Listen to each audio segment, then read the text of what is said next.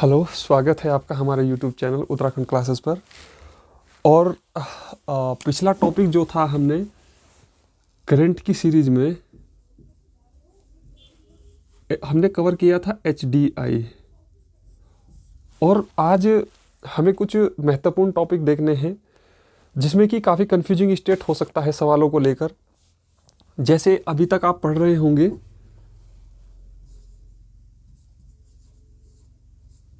Statue of unity. ठीक है, ये हम अच्छी तरीके से जानते हैं कि 561 फीट की एक प्रतिमा लगाई गई है सरदार वल्लभ भाई पटेल की। और कहाँ पर है ये? गुजरात में है। इसी से संबंधित सरकार ने अभी हाल ही में स्टैच्यू ऑफ प्रोस्पेरिटी हो गया, स्टैच्यू ऑफ इक्वालिटी हो गया, स्टैच्यू ऑफ बिलीफ हो गया, कई प्रकार के इस तरीके की प्रतिमाओं का अनावरण किया गया है हाल के समय में। तो कभी आ जाए तो आपने अगर स्टैच्यू ऑफ यूनिटी पढ़ा है, और अच्छी बात है, अगर उसके आइदर भी कुछ चीज़ पढ़ी है तो वो भी अच्छी बात है। तो इसके संबंधित हमें जो स्टैच्यू विभिन्न प्रकार की लगाई गई है उसके बारे में हम बात करते हैं। तो उसे लेमन टर्म में हम जल्दी से समझेंगे कि जैसे सबसे पहला हाल ही में हैदराबाद में एक प्रतिमा का अनावरण किया गया है, स्टैच्यू ऑफ समता या इक्वालिटी। ठीक है, ये कहां पर किया गया है? हैदराबाद में। ठीक है, हैदराबाद कहां पड़ता है? तेलंगाना में। और ये जो प्रतिमा का अनावरण किया गया है, इसके जो मूल केंद्र में है वो है हमारे 11वीं सदी के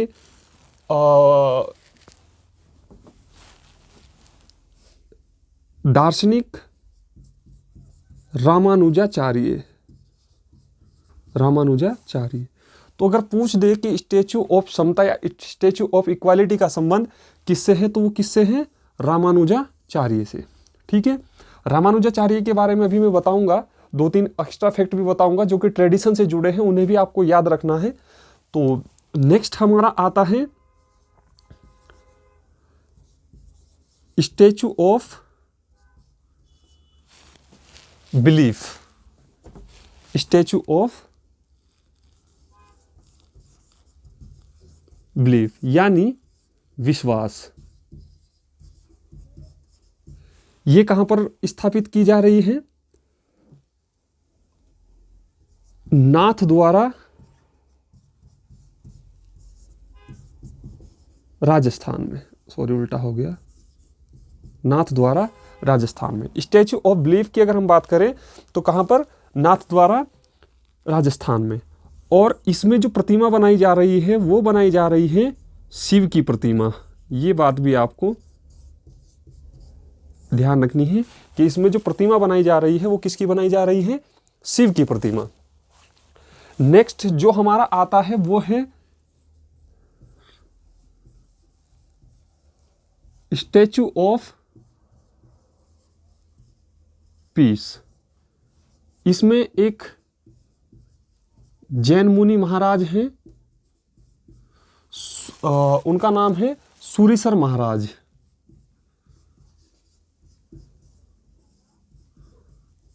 सूरीसर महाराज। तो 3 चीजें हमने देखी। अगर देखा जाए, स्टैच्यू ऑफ इक्वालिटी हैदराबाद में है, तेलंगाना की राजधानी, और रामानुजाचार्य में इसकी प्रतिमा बनाई जा रही है। स्टैच्यू ऑफ बिलीफ नाथ द्वारा शिव की प्रतिमा बनाई जा रही है। और स्टैच्यू ऑफ पीस जैन मुनि सूरीसर महाराज। अब स्टैच्यू ऑफ पीस का अगर हम बात करें तो ये कहां पर बनाई जा रही है? आपकी राजस्थान के जैतपुर में। राजस्थान के जैतपुर में 2 चीजें हैं, statue of peace, statue of bliss. हाँ, ओके, ठीक है, मैं जरा चेक कर रहा था कि क्या सही है। स्टैच्यू ऑफ बिलीफ या विश्वास हम कहाँ देखते हैं? नाथ द्वारा, राजस्थान में। और स्टैच्यू ऑफ पीस की अगर हम बात करें तो कहाँ पर है? राजस्थान, जैतपुर में। स्टैच्यू ऑफ इक्वालिटी हैदराबाद में। इसके अलग एक और प्रतिमा का हाल ही में अनावरण किया गया है नवंबर में। इसका है statue of prosperity, prosperity Hindi में आप इसे समझ सकते हैं समृद्धि। बोलते हैं ना हम कि सुख दे समृद्धि दे, तो इसे क्या कहते हैं, सुख समृद्धि। यह कहां पर स्थापित की जा रही है, बेंगलुरु में। बेंगलुरु, बेंगलुरु कहां पड़ता है, कर्नाटक में। अगर हम बात करें स्टैचू ऑफ प्रोस्पेरिटी, तो बेंगलुरु के एक संस्थापक हुए हैं नाद प्रभु केम्पागौड़ा। नाथ प्रभु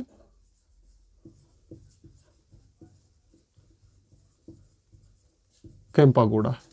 यहां पर इनकी प्रतिमा का अनावरण किया जाएगा या फिर यहां पर इनकी प्रतिमा बनाई जाएगी। और सबसे पहले हम देखते हैं, बहुत सारे पेपर्स में भी आ चुकी है, जिसमें कि हम देखते हैं सर्वप्रथम हमने देखी, और उसे मैं अलग से बताऊंगा। तो आप फर्स्ट स्टैचू ऑफ इक्वालिटी यानी समता, स्टैचू ऑफ बिलीफ दूसरी यानी विश्वास, स्टैचू ऑफ पीस, पीस मतलब शांति, और चौथी है हमारी स्टैचू ऑफ प्रोस्पेरिटी। ये क्या होगी, फोर्थ। ठीक है, तो 3 आपको 1 2 3 और 4, तो 4 प्रतिमाओं को आप समझेंगे, statue of equality, statue of belief, statue of peace और स्टैचू ऑफ प्रोस्पेरिटी। ये बेंगलुरु में है, ये और ये राजस्थान में है, ये जैतपुर में है, और ये नाथद्वारा एक शहर पड़ता है वहां पर है।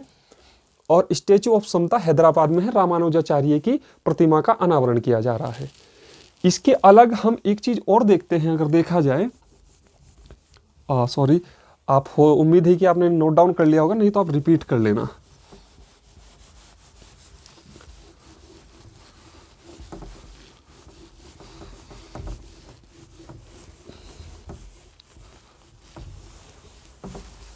ठीक है, नेक्स्ट हमने एक पढ़ते हैं हम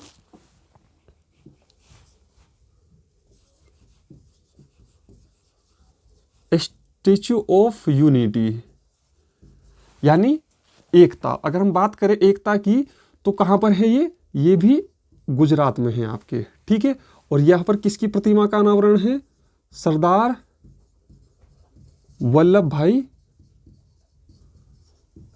पटेल, ये है। ठीक है, अब हाल ही में इससे संबंधित ध्यान रखना, हाल ही में क्या है कि जहां पर सरदार वल्लभ भाई पटेल की प्रतिमा है,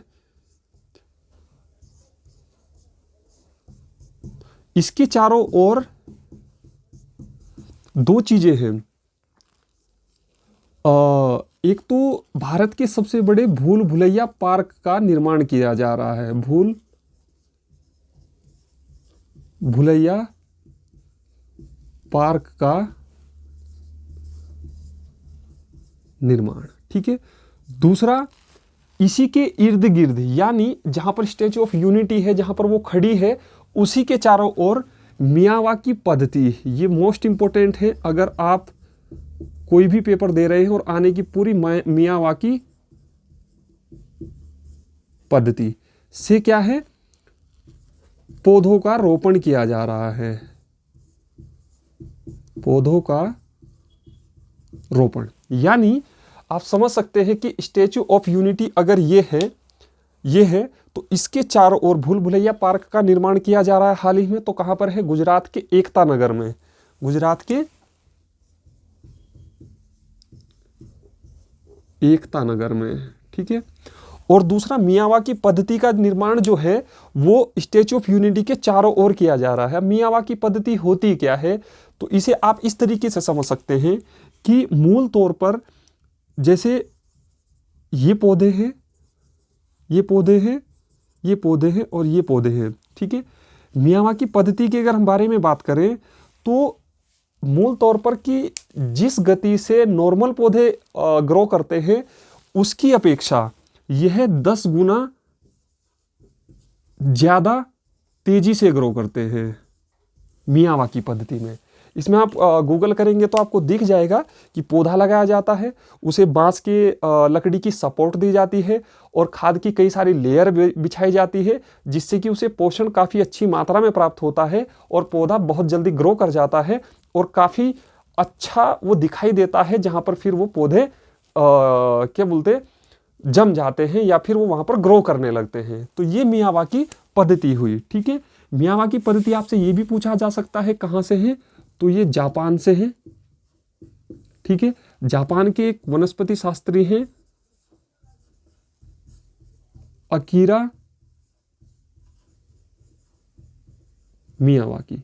ये बात आपको ध्यान रखनी है। अकीरा मियावाकी इस पद्धति के जनक माने जाते हैं और कहाँ की टेक्नोलॉजी है, जापान की। तो इतनी बात कंप्लीट हुई, इसको आपको ध्यान रखना है। ठीक है दोस्तों, नेक्स्ट हम एक जो रामानुजाचार्य हैं उनके बारे में मैं थोड़ा सा कुछ बताना चाहता हूं, उसे आप ध्यान रखेंगे, आपके पेपर में कई जगह वो काम देगा।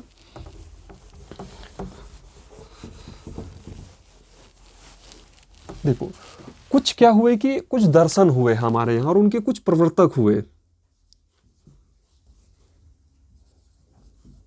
दर्शन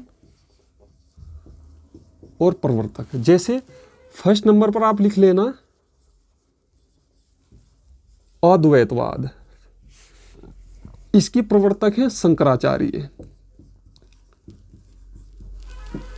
दूसरा हुआ विशिष्ट द्वैतवाद, इसके प्रवर्तक है रामानुजाचार्य। रामानुजाचार्य। ठीक है, तीसरा हुआ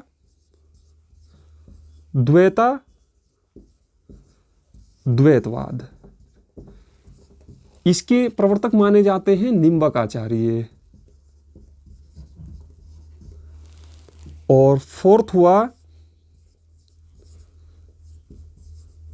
द्वैतावाद, सॉरी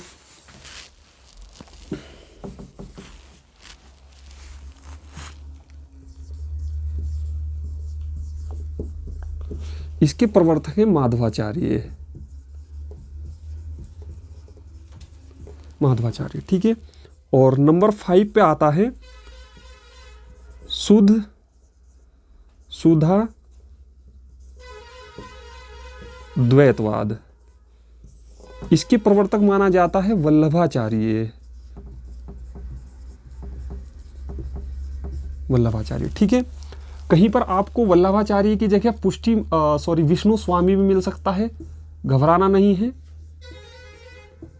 बात एक ही है। वल्लभाचार्य हो, विष्णु स्वामी हो और शुद्ध द्वैतवाद हो या फिर पुष्टि मार्ग हो। तो इस चीज में भी आपको ध्यान रखना है कि ये 5 दर्शन हैं और इनके प्रवर्तक कौन है, शंकराचार्य। अगर हम बात करें शंकराचार्य की तो ये 8वीं सदी में है, उत्तराखंड से इसका संबंध है स्पष्ट रूप से। अगर हम बात करें रामानुजाचार्य की तो 11वीं से 12वीं सदी तक ये रहे और ये 13वीं सदी में है और ये 13 से 14वीं सदी में है। और विष्णु स्वामी की अगर हम बात करें तो 15 से 16वीं सदी में ये लाई करते हैं। तो इतनी बात आपको ध्यान रखनी है कि दर्शन है, प्रवर्तक है और अद्वैतवाद विशिष्ट। अब ये दर्शन क्या होते हैं, इसके बारे में क्या जानने हैं, ये देखो काफ़ी बड़ा टॉपिक है और लगभग 5 से 7 घंटे चाहिए इसे समझने के लिए। तो हमें वहाँ पर नहीं जाना है, हमें एग्जाम की दृष्टि से, एग्जाम के पॉइंट ऑफ व्यू से हमें ये चीज़ें याद रखनी है कि भाई ये होता है। और मैंने कालक्रम के अनुसार अरेंज किया है। रामानुजाचार्य चर्चाओं में है, आपको ध्यान रखना है। रामानुजाचार्य की एक कृति भी है श्री भाष्य, ये बात भी आपको ध्यान रखनी है। और थोड़ा थोड़ा आप कोशिश करेंगे तो गूगल करके इनके बारे में पढ़ना चाहते हैं तो पढ़ सकते हैं, अदरवाइज एग्जाम के पॉइंट ऑफ व्यू से ये इनफ है। और बाकी नेक्स्ट टॉपिक हम जो भी उत्तराखंड से संबंधित या फिर आने वाले विभिन्न एग्जामों में रहेगा उसे हम आगे कवर करेंगे। Thanks for watching. और मेरा आप सभी से रिक्वेस्ट है कि आप वीडियो को शेयर जरूर करें और लाइक एंड सब्सक्राइब जरूर करें। जो भी देखें प्लीज़ सब्सक्राइब जरूर कर दे, चूँकि दूसरी वीडियो है, मुझे पता है कि कहते हुए उतना तो चीज़ें नहीं होनी चाहिए, बट अदरवाइज आप सपोर्ट करेंगे तो तभी मुझे भी उत्साह मिलेगा और आगे मैं आपके लिए अच्छा करने का प्रयास करूँगा। धन्यवाद।